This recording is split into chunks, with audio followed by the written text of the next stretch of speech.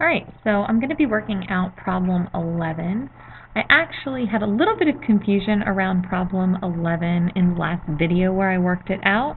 However, I would like to thank Celeste from 2nd period and Jesus from 6th period for helping me figure out the final correct answer. So Celeste pointed out that I only needed to complete line 3 of the proof. So that made a big deal.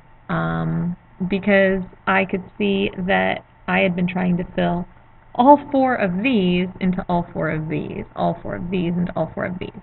But even though she said that, I still was thinking about this proof as if these answers here actually filled in all these lines. Jesus helped me understand that we actually don't use any other of these parts to fill in this proof. There's only one of these 4 and one of these 4 that shows up anywhere in this proof. 1, 2, 4, 5, 6 over here, that's just all stuff you would come up with on your own. So in order to do this and really make sense of it, I'm going to work it out from the beginning. So step 1 is to create, say what's going on with my parallelogram. So PQRS is a parallelogram that was given, and PQ is congruent to QR, that's parallelogram, that was given as well. So here's where I was confused. Because down here in the tricky answer solutions, they gave me an option of triangles and side, side, side. I knew that that didn't fill in line 3, but for some reason I still had it in my brain that I was supposed to use that somehow to solve this. But that's not true. It's not necessary at all. You would not use that. After saying, the whole thing is we're proving that it's a rhombus. What's the key quality of a rhombus? A rhombus has 4 congruent sides. So that's almost like a really glaring hint that what I have to kind of start working with and what I want to be talking about with this picture, I want to be talking about the sides. So I just started talking sides.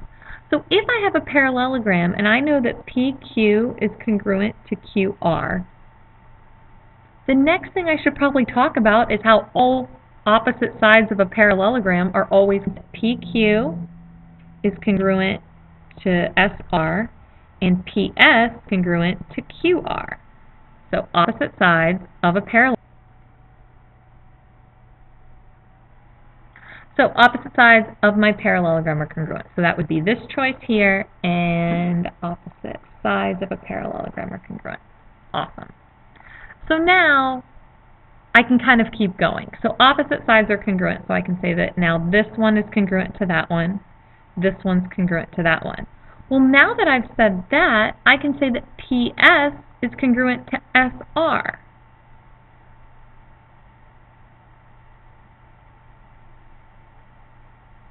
That's essentially just substitution.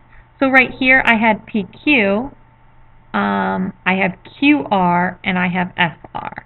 So if you want, this is the part where it's a little bit fuzzy. Maybe you would want to just go with PQ here, PS here being congruent to PQ because you're using substitution. You might be able to get away with saying that the next step is the transitive property. Maybe it's substitution again. But then the fact that PQRS is a rhombus is because all 4 sides congruent is definition.